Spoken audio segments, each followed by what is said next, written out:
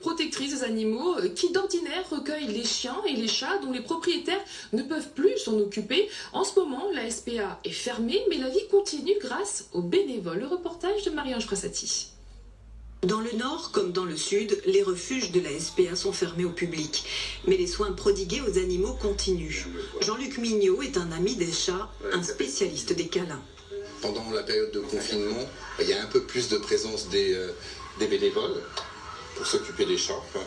Et voilà, il y a une équipe de ceux que je connais. On est à peu près 6 ou 7 à venir s'occuper des chats ici à la SPA. Alison est également bénévole à la SPA. Grâce à elle, entre autres, le refuge continue de fonctionner. Alison fait sortir à tour de rôle les chiens enfermés dans les box.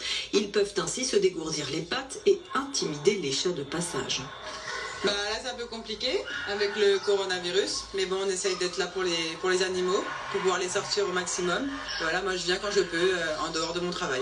Bertrand Chevalier, l'administrateur trésorier de l'association, a dû rédiger des attestations pour permettre aux bénévoles de continuer à venir donner un coup de main pendant le confinement. Une aide d'autant plus précieuse que les salariés sont au chômage partiel. La SPA ne rentre plus aucune recette. Depuis la fermeture au public, il n'y a en effet plus d'adoption. La baisse d'activité est totale. Et c'est même inquiétant pour le futur. Il faut absolument que l'on puisse, après le confinement, que nos fidèles adoptants reviennent dans nos refuges pour pouvoir adopter des animaux, déjà pour sauver ceux-là, et puis qu'on puisse sauver tous ceux qui vont arriver en masse dans les fourrières.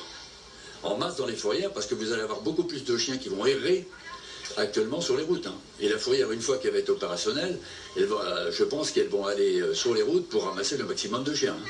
La fourrière, où de temps en temps la SPA récupère des pensionnaires, est effectivement elle aussi fermée pendant le confinement. La plupart des vétérinaires également. Ceux qui restent encore ouverts n'acceptent que les urgences médicales en principe.